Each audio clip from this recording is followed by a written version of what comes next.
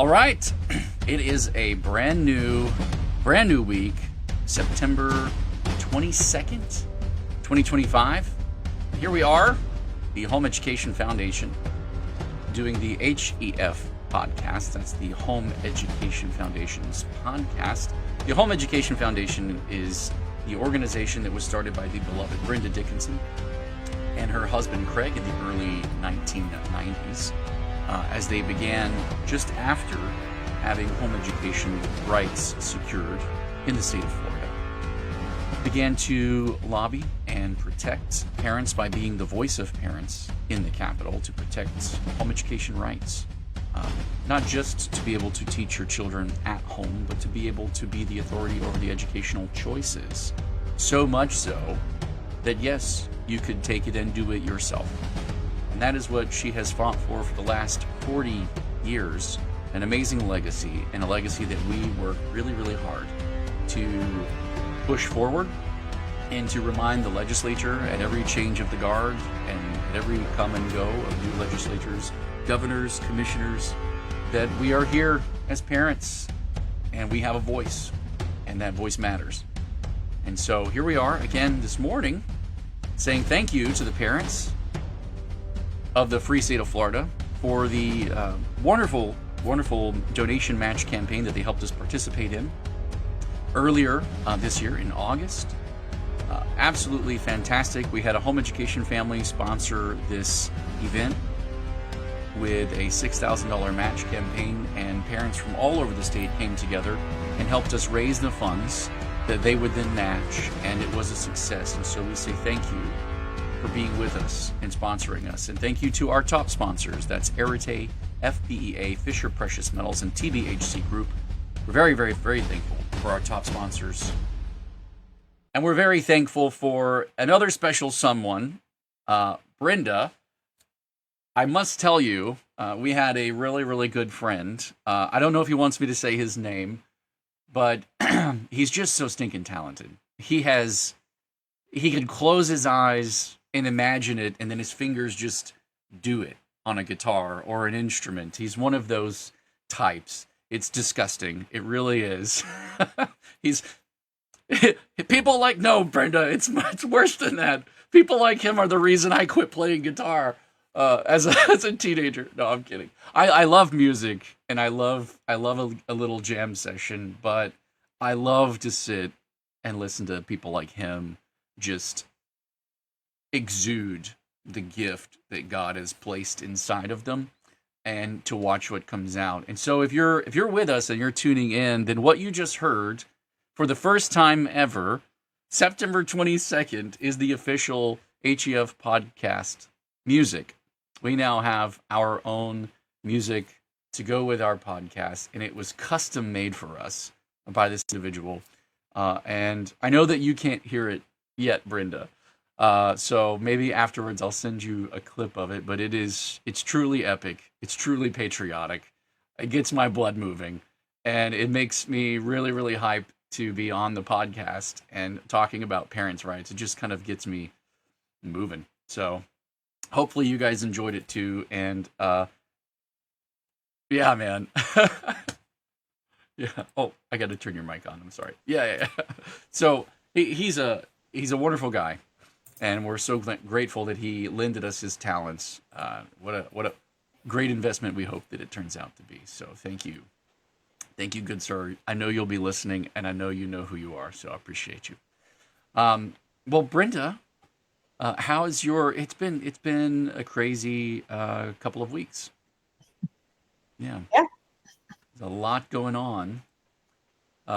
There's a lot that people don't know about that goes on behind the scenes. I think I look back on Sundays. I kind of reflect back and look at the week, and people often ask, what do you do? What do you do with all your time? And I'm like, I don't know what you mean by all of your time, but I start to reflect and I look back, and I don't know if I'm just insane or if there's just that much going on, and I try to be a part of it, but there's so many conversations, and I wish there weren't so many battles. I wish there weren't so many issues with different counties that we get involved with, because I wish that there was this possibility of a symbiotic relationship between the parents and the administrators or staff or individuals, the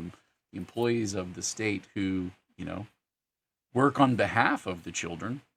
But there is this us versus them mentality that kind of comes out, and it's really sad to see it. I was honestly, I was hit with a breath of fresh air this week when we went to Madison County. And we spoke. I say we. Oh, we did. It was we. We all went. Yeah, Crystal and the kids.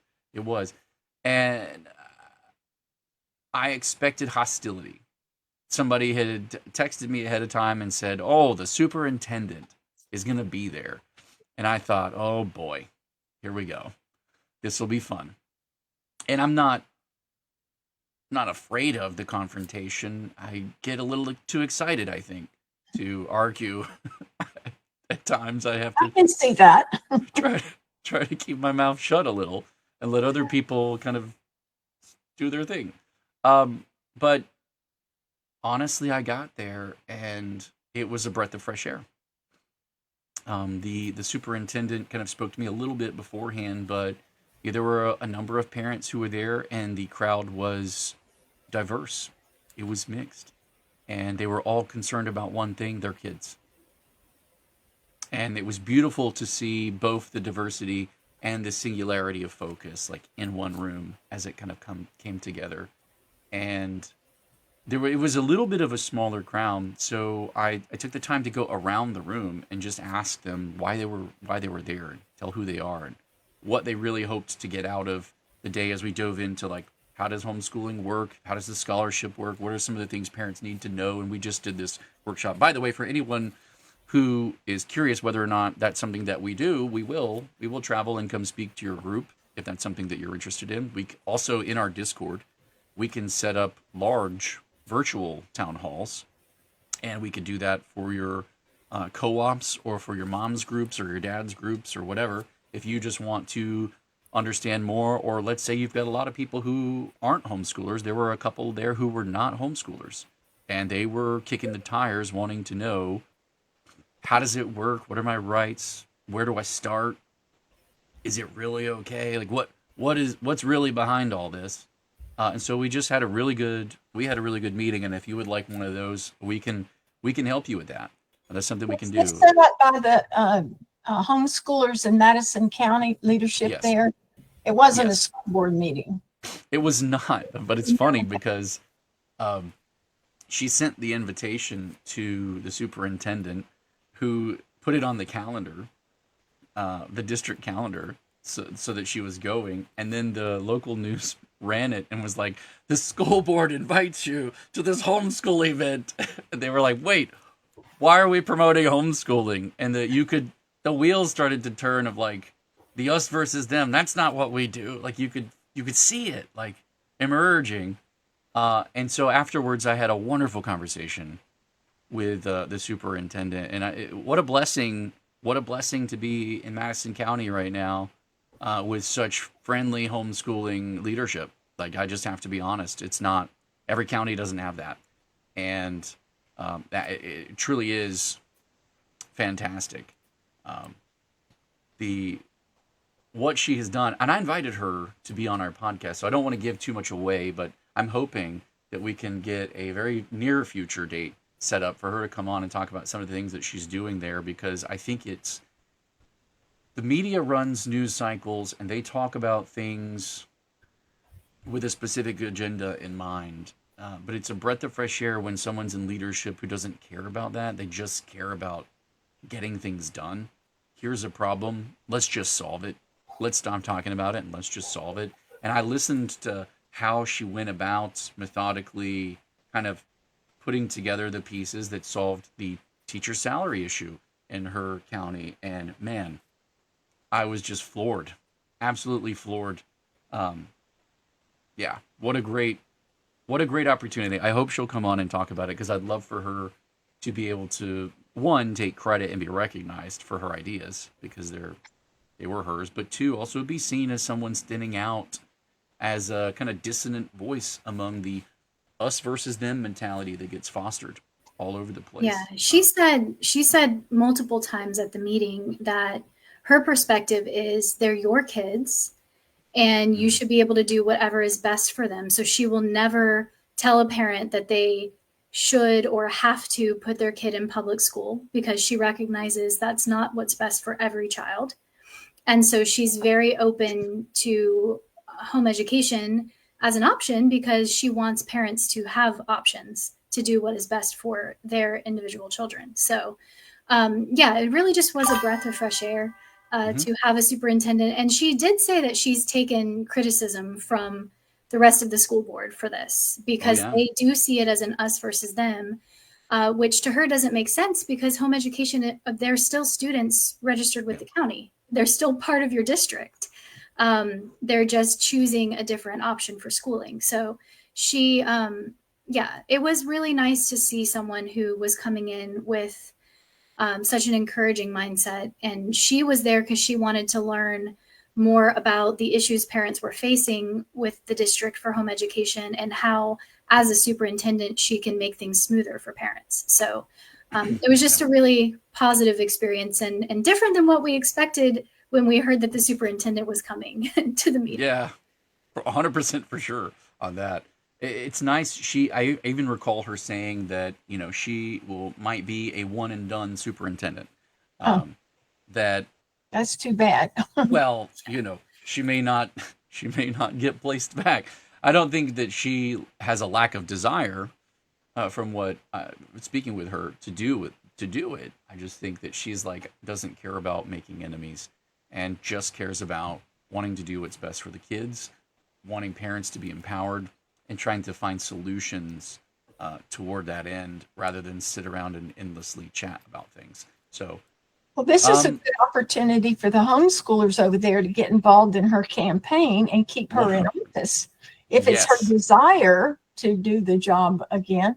So this is important that we realize, and I'm veering off the subject, but I think it's really important for parents to realize that, number one, their kids can make a tremendous difference. That, number two, they need to work on campaigns all the way from school board right up to the president's campaign if we're going to make a difference in this country.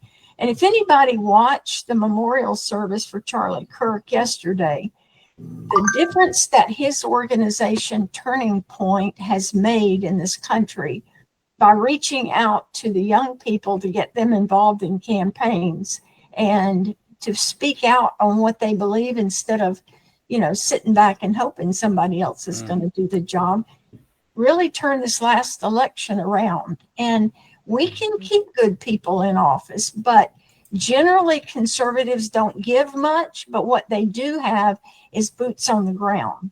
You said conservatives. You said conservatives. You meant homeschoolers. What did I say? You said conservatives. Well, conservatives in general and homeschoolers in particular, but they don't all have to be conservative homeschoolers. That just, I think I've heard you say that before. Conservatives tend to give money to their churches and their other organizations. They don't see that giving money to political campaigns is a good use of their money, or they may not have any left over. But all I'm saying is getting out there and working in the campaigns is such a benefit, because it's hard to hire people if you don't have money. So if we volunteer in the campaign, then, you know, that's our gift to the candidate. And the other thing is that older kids, high school kids, can earn community service hours for bright futures. So it's a win-win for both parties.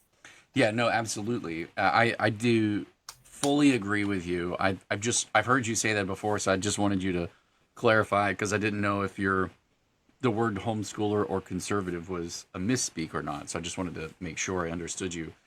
And honestly, if anyone is looking for that kind of support, they're not sure how to get involved. Obviously, there's a lot of attention on Turning Point USA and the things that they're doing, and that's a very valid way to get involved. But in our Discord, we actually also have channels in there by county that you can go in and coordinate locally with people who are like you, who are interested. Young people, we actually have a channel in there for debate for young people to get in there. There are reading lists that are not populated by us, and they're not populated by anyone else. They are meant to be populated by young people who are interested in rhetoric, logic, reasoning, debate, sources, to be able to post in there what they read and they got from it, and foster this sense of community, and to be able to identify, people who are local to you and coordinate and work with them if you want to get involved and do things on a campaign. And then we're there, of course, if you need help, resources, or so that we can know how to help you. That's what those channels are there for. So if you're not in our Discord, please visit our website, flhef.org, and right at the top of our website, there's a button that says Discord. You click it, it'll take you right in. You do have to set up an account with Discord, but it's free. Those are free accounts. We've done that intentionally because it is a very, very robust platform. With everything that was going on with Charlie Kirk, there was a lot of attention, I think, that was put on Discord. And I thought, oh, geez, we're going to have to move to another platform if this one gets removed or taken down. And I constantly research these types of things anyway, but there's just not a platform that really has a set of tools as robust as this. And so that is why we use it. But it allows us to set up a private server that's just for parents and students who are in Florida, home education interested, and discuss ideas, share ideas, have a sense of community, connect on local issues. And, if you want to set up town hall meetings like the one in Madison, but you want it to be virtual, we can do that. There's so much support that we can offer you as I've been building a lot of these kind of platforms and tools over the last several months to a year, I guess. Anyway, we want parents to know that they have a place they can go to be empowered. When you do have a voice, your voice does matter. We've had a number of issues come through the Discord server where parents are saying, oh, this is what's happening in this county, or can they say this, or can they say that, or here's what's happening with Step Up. There was the recent issue with some of them maybe being caught in cross checks, and what do we do about that? And, there's a lot of really, they try to be helpful Facebook groups, but sometimes they get huge. They're not even necessarily people from Florida who are in there, so they start giving advice about how scholarships work or the ideas people toss around in there, and I scratch my head and I'm like, a place where you can find accurate information is critical when you really want to know. What were you about to say? I was just going to say Discord is a tool. It doesn't do anything. It's just there for you to use. Yeah. So correct. I know it got some questionable conversations last week, but it's no more than just a platform. Yeah. Like email or cell phones or the internet. Right. Yeah. Well, one of the things I wanted to say, which I think would be really important with upcoming elections, especially local elections, is to have virtual debates or virtual, both parties come together on the platform for your county and you ask them questions, let the kids come up with questions, question their officials about what's your stand on choice, what's your position about whether the school owns the kids once they step on the school ground, all those kind of issues that parents wonder about, but they don't have to be face to face. They're in a virtual environment. It might make it a lot easier for them to ask the questions. And I'd love to see the students ask questions of their potential governing official. Absolutely. We could 100% facilitate that if there are young people who want to do something like that and participate or ask those kinds of questions. and they can help us reach their local representatives, and they want to have them on and have that conversation. We have in that platform, we have the ability to set them up and put them up on a stage and let them speak virtually, and then fire off those Q&As and let them discuss them. So that is 100% a doable thing. Yeah, we can completely do that. And that's a fantastic idea. We just need people interested in doing things like that. We can help facilitate it for sure. Yeah, that's a great idea, Brenda. That was fantastic. What a gem. Um, the conversation around Madison was kind of making me think about, because one of the things that the superintendent mentioned was how there was a new, I apologize, there was a new micro school that popped up, and that someone from the micro school showed up with like 16 or 26, was it, Crystal? Do you remember, letters of intent? It was 20 something letters of intent. Yeah. So they just showed up with a stack of letters of intent and were like, these are homeschoolers with us. And the superintendent was like, that's not how it works. And it got me to realizing that something that I've been thinking about a lot over the last 6 to 8 months, but it got me to really realizing the practical, okay, here's now what that looks like. Here's now how that's playing out. But I continue to go back to the word abdicate, where you're in a position of authority and you abdicate that authority, whether you're a king or a parent or it's your health. And we're just kind of in a habit of very easily handing our children over to others, especially if we've come from a public or private school setting where, we've got a life to live, we've got things to do, and like we need our kids to be able to go somewhere and be taken care of. But I don't necessarily like public school, or the ones near me closed, and so I need something like that I can do that with. And I saw that play out as the superintendent was speaking, and a lack of awareness, or a lack of being informed. Man, it's just called ignorance, but I feel like it's rude to say that word.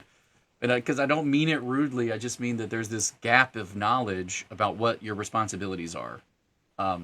So when it comes to the statutes, 1002.41, if you're a home education parent and you're home educating, and you started a home education program, you are required to send in your letter of intent to begin your home education program. That's a very personal thing.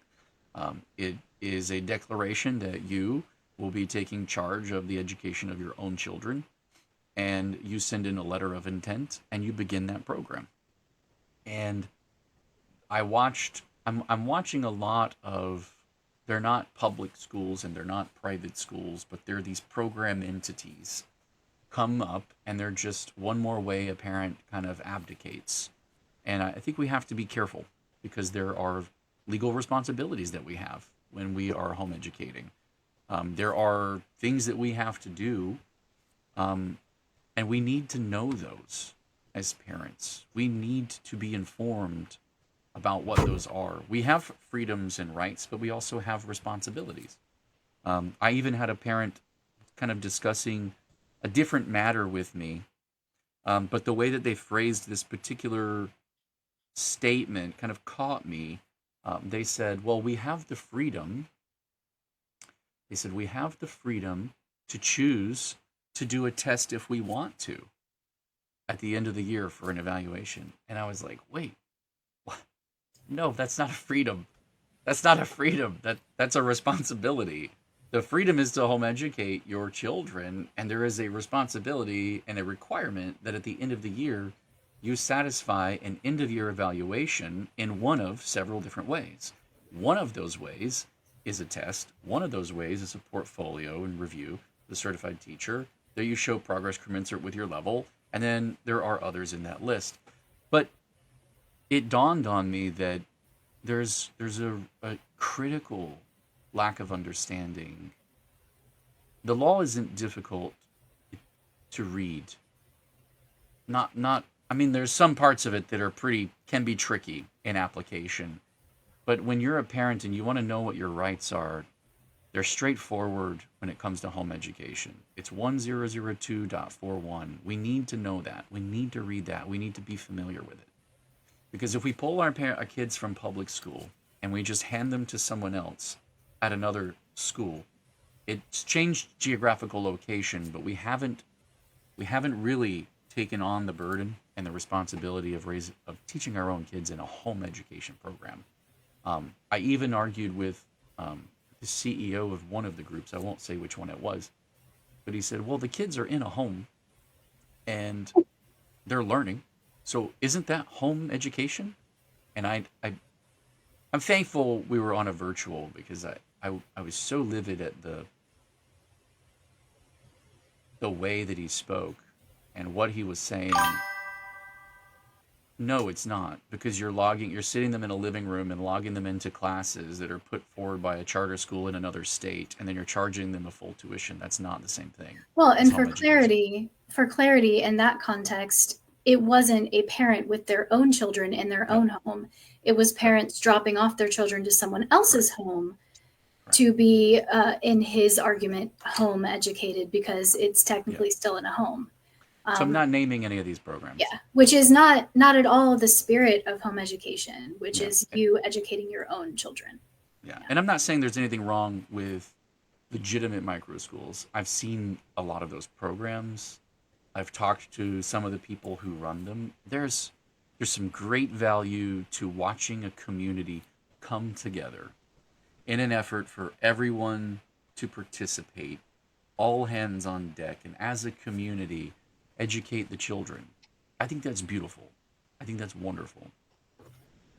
And if that's what people mean by micro school, that's great. That's great. But if we're just looking for one more place to kind of toss our kids off to because we don't have time, that's a challenge, because you can't have someone show up with 26 letters of intent on your behalf and enroll your kid in their home education program. That's not how the law works. It's not what it says. That's not your... I think the real problem is micro schools are not defined. So are they private schools with a teacher, certified or not, doing a curriculum program with your children? Isn't that a private school? Or if the parent's not doing the education, then how does 26 parents come together to do a home education program? It's not about the location as much as it is, how does it fit within the law? Yes. And what exactly are you going to call this when you have to explain it just to an official? Because there's no definition. Right. There's no definition, and I think that I've been watching this for some time as the PEP scholarship has grown. The FESUA scholarship has been there for a while, but with the popularity of that wave of school choice, this post-COVID environment, and this additional scholarship, especially in Florida, I've watched this kind of emergence of, and I'm thankful for the emboldened parents who are stepping out of a kind of public education, public school mindset and going, hey, I think there's something to this. We can do this. And I encourage you to pull the thread and unravel that as far as you can. And yes, see what that looks like. Dive into that. Explore home education. Absolutely, 100%. But home education, by its nature, historically, has been the ultimate do-it-yourself project in education. It's the DIY of education. Bringing your kids in and teaching them yourselves. And to a lot of credit, a lot of parents go, man, chemistry is going to be tough. And I don't know French, and my kid wants to learn French. So what do I do? And I get that. And so then the mindset is is there someone among our community, or how do I get them this class, or is it tutor? Like, you start looking for options because you don't want to have to tell your kid no if it's possible. So let's explore that. And in that effort, this perfect storm of opportunity, movement, scholarship has emerged, and a lot of parents have just pulled their kids from public school and they looked for another school-like option to dump their kids into. And you don't have to. You don't have to. And you should know that in Florida, the two legal paths for satisfying the attendance requirement in a home education environment is home education 1002.41 or the personalized education program 1002.395. And so understanding the responsibilities that are on you in either one of those programs is critical. It's not just a matter of hearing the headlines and going, oh, the money followed the kid and I took my kid and dumped them over here now, so the money should go to them there. Like, there's more, it's more complicated. There's more that happens behind the scenes. There's more complicated than that. But the things that as parents that we need to know are the responsibilities that lie in those two sections. Those are very critical sections. And we can't have someone do those on our behalf. Go ahead. Here's a big factor I think that we're not discussing is there are two different sections of law, and you haven't explained that clearly, I think, for our audience. Is home education is one thing. The PEP scholarship, which is another option in our choices, is something different. So that children can't be signed up as home education students if they're on PEP scholarships. So for them to do a micro school using the PEP, it's not legal.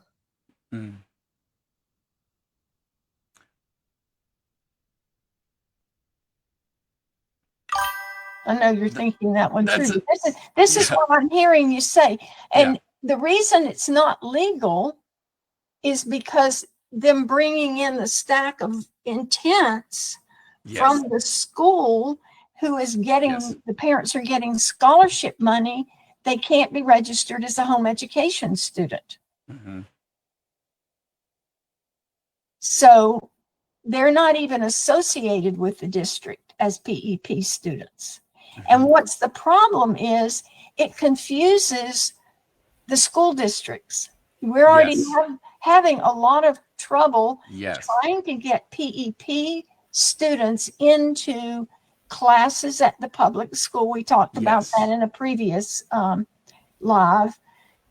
And how do they code them? How do they get their money for them at the school district? So when parents blend these options, which are not blended in law, then it creates huge problems for the district, for the other parents who are home educating their children under 1002.41 versus the PEP program, which is 1002.395.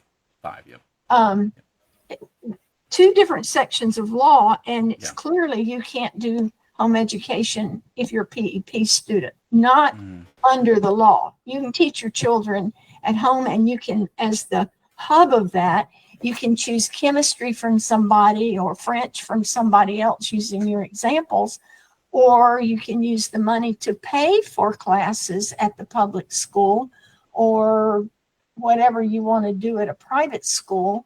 It could be a micro school, but you're not a home education student. Yeah, I don't want people to misunderstand what we're saying, so I kind of want to belabor the point a little bit. The trends that you see happening, this isn't that, I mean, Madison County wasn't the first one even. We saw one last year where a program was telling the parents, enroll with us, here's the tuition, and then we'll just help you get whatever you want with the scholarship. We'll pull it all in as tuition and we'll handle the scholarship for you. And the parents were like, oh my goodness, that's so helpful. Thank you so much. What a relief. What a relief that this isn't so difficult. And what that program caused the parents to do was to commit fraud, because the parents are not allowed. One of the responsibilities of the parents in the program is that they handle their own accounts, their own reimbursements, their own students, and they cannot hand that over to someone else to manage on their behalf. And then while that was happening, I saw another program emerge that was promising to do the same thing, and I'm scratching my head going, wow, this is the selling point. This is the marketing. Okay, be mindful. What is the Princess Bride quote? Life is pain, Highness. Anyone who says otherwise is selling something. Yes, 100%. That's 100%. Home education is painful. Let's just spit that out. Let's get it out. Taking responsibility for your own children and going, you know what? I'll pay my taxes and my taxes will go to fund public education, but I'll teach my own kids. And doubling down on that is painful. It's painful. It takes time. It takes sacrifice. It takes effort. Yes, a lot is asked of us. A lot is required of us in that endeavor. That is a really long comment, Vicky. I'm going to read that and get back to you while I'm talking. So I'm trying to be a multitasker here. But it's important to realize that pain and sacrifice has a value, a very rich, irreplaceable value of time, memories, moments recaptured with your own children in a way. It's beautiful, absolutely beautiful and painful, just like childbirth. Well, and it's the same. I've watched my wife. I haven't done it, but I've been there, and my own personal hands have delivered my own child because the staff didn't get there in time. And I've been through the whole process. That's a wonderful story. Maybe we'll tell it another time. But it is painful and beautiful at the same time, and it's supposed to be. It's truly supposed to be. And Well, to I that out, go ahead. was just going to say that that's the same thing that is happening with the marketing toward parents who are new to the personalized education program too. They look at the reimbursement process and it feels overwhelming. And now you have a company saying, oh, no worry, we'll do it for you. And I was getting Facebook ads for some of these last year, even like in my feed saying, oh, in Florida, first of all, you can tell if you know anything about it because they use all the wrong terms. But they're like, in Florida, there's a grant for home education and you can have us handle it for you and we'll make the process easy. And parents don't realize that that's illegal because they're trusting that the company knows what they're doing. And the allure of having someone simplify the process for you is there. And I think with the program that you mentioned that we're basically taking the parents' funds and doing everything for them, one of the problems there was that they set up the parents' accounts for them. So the affidavit that you sign as part of your onboarding process with the scholarship funding organization, if you read it carefully, which you should always read those carefully before you just click and sign them.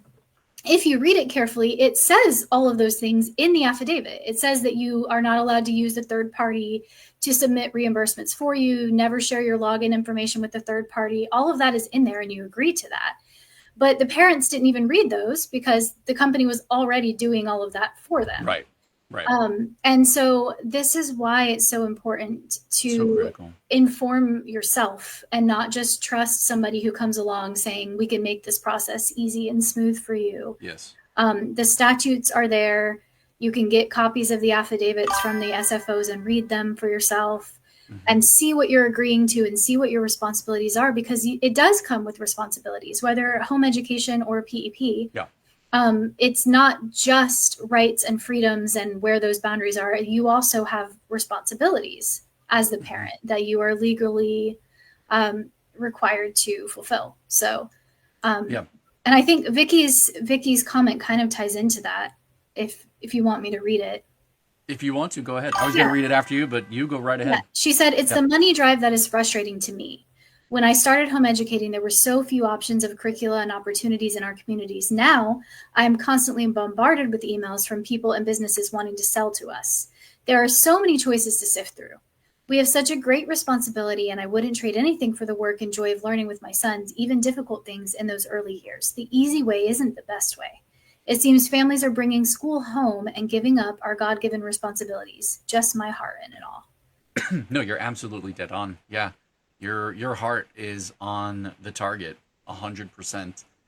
That is exactly what is happening.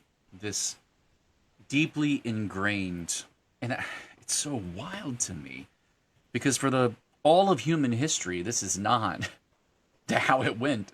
Public education for the last 100 years, you got like 1925 is around the time that or 1920 is around the time that the last state adopted mandatory public school attendance. And so from then to now, you have about this 100-year span where it has just become the default, the norm. No one can even imagine thinking, what do you mean the experts won't be teaching your kids? How are they ever going to be intelligent enough to even wipe their own rear ends? Like, it's mind-boggling to me that we've gotten so far to this end that it's so default. And the truth is, brainwashed. The default is they're your kids. They're yours. They're absolutely yours. But that's not the way the laws have been set up. They've been set up to when they put in public education, everything else was illegal. What had been in the past was now not legal because public education was the only option to meet the law. And so that's why we're extremely careful when recommending language. Or when parents come to us, I had a parent come to us recently this week and say, hey, I'm having a difficult time getting my middle schooler to be able to take a class here or there at the public school. The principal's being very difficult.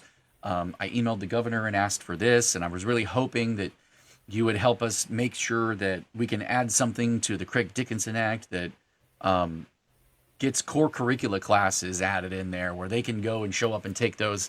And I was like, pump the brakes for a second, because the very thing that happened whenever public school was not in statute, it was not in law, it was just a good idea. It's the same good idea that people have when they go, man, teaching your own kids is hard. Why don't we get together and do it? And it's an idea, and we have it. And we can do that. We're free. But the moment that good idea gets put into law, it is the only lawful idea in law. And all other ideas might be good, but they're not legal. And so it makes a lot of other options immediately illegal. And that's the challenge. That's the very real challenge of getting things put into statute or put into laws. And just to offer a different perspective on that one, because this parent was wanting the law to basically require the public schools to let home education students take core curricula. I recently saw a video from that woman at Harvard who's very anti-home education in general. And I don't remember her name, but she was pushing for legal requirements for homeschooled students to take at least one class at the public schools, because her argument was, we need mandatory reporters having some sort of contact with students for their safety. And so you can homeschool your kids, but they should have to take at least one class at the public school so that we can get eyes on them and make sure they're safe. And that very quickly becomes a slippery slope if you do put it into law that the public school has to require your student to the public school is required to let your student take a class there. Yep. How much time until it becomes, now all homeschoolers are required to have their kid take at least one class. Then do they have to have the physical exams to be able to go into the school? I mean, just mushrooms, what then if you're requiring them to let your child come in, then they're going to want to impose all of the same things that are required of public school kids, like end of year exams, and they have to be 30%. I mean, it just goes on and on and on. When, as you've said, when you put that into law, you have to really think through what are the future ramifications of that. And I used to, when I first started lobbying after Craig passed away, I had at least 3 people if not more, 3 attorneys, I would say, now pick this apart. What exactly will happen if we put it this way, or if we choose these words? Y'all know what it's going to look like in court. We want to make sure that what we're doing is not going to turn around and bite us. And, I could almost always see down the line what was going to happen when we started down these roads, just like separating home education from PEP. The confusion there would have happened, and we would have lost our right to home education with the parent in charge. It would have mushroomed into basically, like this lady's saying, well, we want to have our money, but we want to go to the public school for these classes. And so like you're saying, we have to be super, super careful. And we also have to think 10 years down the road what's going to happen. And I think to add to that, the home education is a bright line of separation from the system and you with your kids. And that bright line needs to be preserved. That bright line needs to be clear and stark and preserved. So as a parent, if you're wanting the involvement of the school, and I want to be able to go take this class because it's harder, that I'm not throwing shade on that idea, but realize that the gift of having a home education carved out in statute and that bright line of separation, every time we invite or force the hand or give a responsibility or duty to the school systems, we give them authority over executing that responsibility. And so there's another option that exists, and that is, if you love public school and you love that community and that sense of togetherness, get involved as a parent. Go there. If you love that your child is flourishing in a public school environment and you can show up and be a part, go for it. Go for that. There's not really an interest over here in having public schools have increasing oversight and responsibilities in home education. But if you want to be a parent and say, hey, public schools got a lot of regulations, why don't we push back on that and soften up the day? Why don't we end the day of public school by noon? Go for that. Go be involved in that system. Go be a part of that and dive into that and change that system from within. I have no problems with that. But home education in statute exists on purpose as a bright line of separation to give parents the authority for the do-it-yourself approach. And freedom. Yes. And freedom. And yeah, this is the freedom and authority over your educational choices beginning to end, period. Yeah, and this is something I think that parents forget because they get so caught up in what they want for their kids. Mm-hmm. The moment you start changing the law to suit your kids, yes, you have to be very careful that you're not overstepping into other parents' freedoms because they may not want the same thing for their children. They may not want their kids to take a class at a public school, and now you've opened up all of this additional regulation that's going to come down on all home education parents because we added that one line somewhere. And so that's, I think, holding the line of parental authority and freedom. Like this is yes, what we protect. 100%. I choose what's best for my kids, and I'm protecting your freedom to choose what's best for yours. Even yes, if if it's different, even if we disagree on what that looks like. That's correct. Well, let me say another thing that somehow this particular parent is missing. If they've taken the PEP, they have to pay for those public school classes. They don't get them for free. And if you're a home education student and the district allows your child to come on campus, they're covered by the insurance and all the other things that go along with it. They get to draw down the money for your child. So they're more open to allowing a home education student to come because they don't want to have to deal with the money situation. We're already fighting that. We've got a few districts that are willing to deal with that, but most of them, they've got enough on their plates. They don't want to deal with individual parents coming and paying for classes. Right. So again, the laws are different for a reason. And we do not want to mix them and cause more confusion. Yeah, and this particular parent, I believe, is she stated she's anti-scholarship. She doesn't agree with taking schools. And so, but she's in the situation where she happens to be interested in a school where the principal is not friendly to having home education students come take classes there. Yes. So, I mean, it's her option then to choose a different school in her district. We need to change school board policy. That's a good reason to get involved in campaigns. Yes. That's or what I was going to say. With the school board or run for school board. Like you don't have to just send emails to the existing school board. You can try to get more deeply involved. Yeah, I think it's important to kind of see the shift mentally.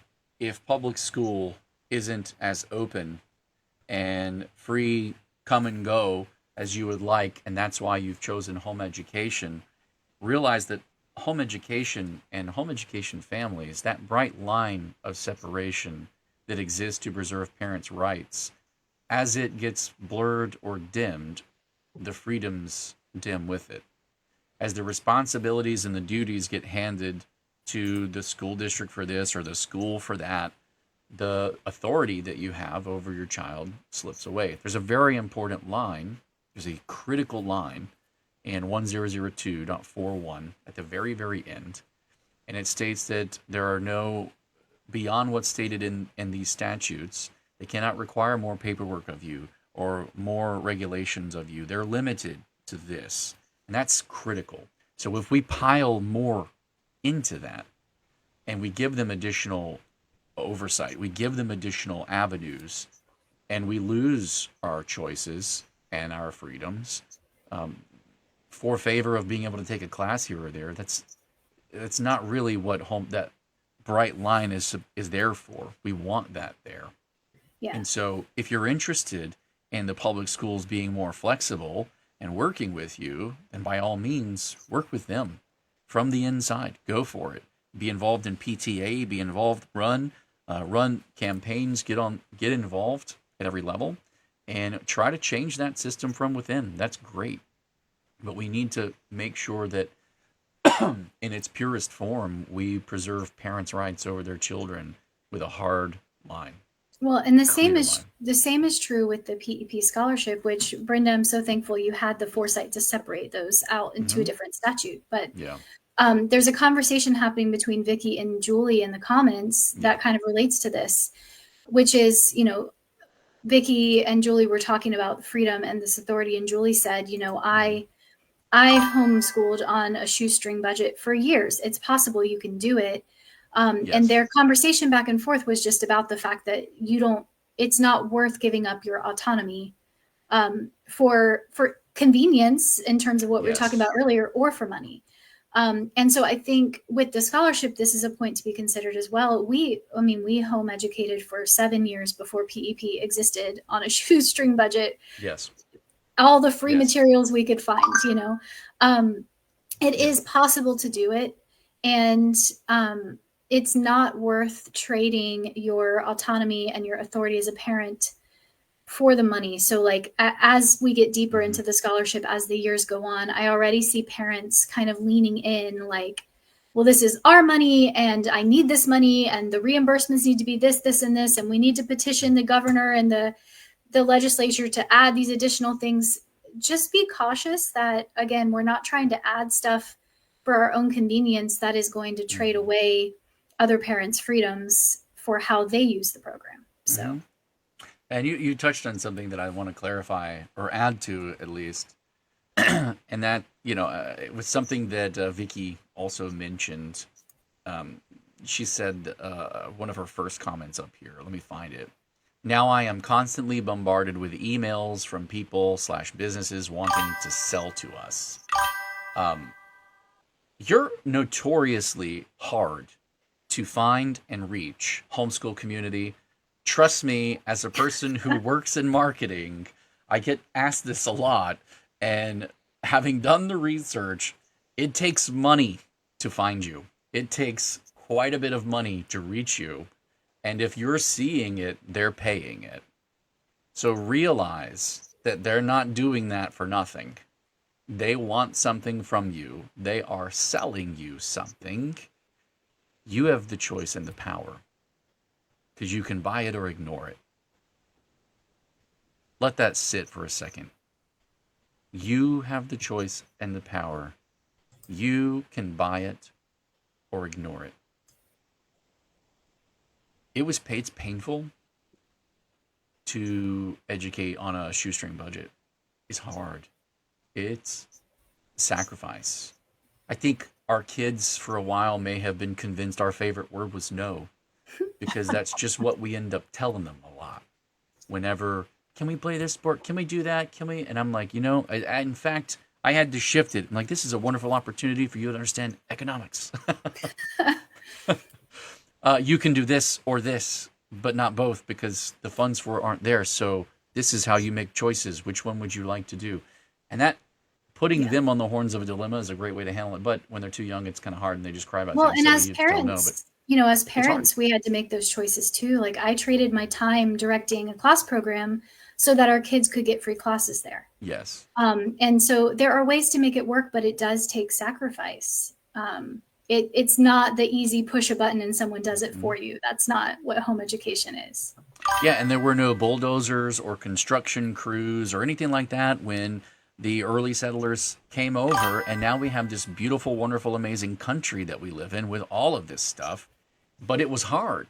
People died to build this country. People bled to build this country and to fight for those freedoms, and we're not going to give them away easy. So, no, we want a bright line. We want a bright line for parents to educate their own kids in their own way, separate and apart from all the other stuff. That they have authority over curriculum, they have authority over standards, that as long as their child is showing progress commensurate with the level, that child can go and progress at their own level. Yeah, sure, some boys read slow and they adopt reading slow, but then they skyrocket, later, and they take off. Like, your child needs to be free to be flexible in their own growth. Push them, challenge them. But their path and their growth to get there isn't the mass production. It's not in this like mass produced by volume, scalable to the masses. You get to give your child personal attention. Critical, personal, customized education and attention. And doggone it, that's what we fight for. So, well, adopting what Florida Virtual School has as their motto, which was developed by homeschoolers initially, was anytime, any place, any path, any place. That's home education. Yeah. Now, they tried to model it after the way home education had the freedoms to do that, and it was a huge break from the public school regimentation that was there. Even though Florida Virtual is a public school, there is flexibility there, and that's what home education is. Anytime, any place. Our motto is the world is our classroom. That's right. And that's the beauty. But parents are in authority over every aspect. Not that they have to teach every class, but they customize the education if they're a home education parent. Yes. And anytime you sign up for any program, you give away a little bit of that authority. Right. Any program. Even the home education instructional programs, and I love them, they're awesome. But even those, you agree to their terms of service and condition for being part of them. Right. And if you break those, you're out. Right. Like in the most basic sense, like, your schedule now, like you have to show up at a certain time for those certain classes. Yep. And I have a lot of friends who seem so stressed because they're probably overscheduled, so that is a sacrifice that you're making. It's a trade that you have to be a certain place at a certain time because you've signed up for this class. And that's just the most basic sense in which you're giving some of your authority over. Well, I didn't plan for us to talk about this today, but this is where we went, and I'm so thankful for it. Wonderful conversation in the comments. I absolutely love seeing that. I can't tell you, it makes my heart swell so much. I'm not going to get teary-eyed, but especially since on my end, when someone comments, they get a different color by their name so I can see them apart. And I'm looking at the comments and I see red, white, and blue coming through. And I'm just little things like that. They're so subtle, but it's beautiful. Parents, thank you. Homeschool parents especially, thank you. Thank you for doing what you do. I encourage you to do it yourself. I encourage you to enjoy every second you can, to take that back and not abdicate that to anyone for any reason. You are enough. You can. You will.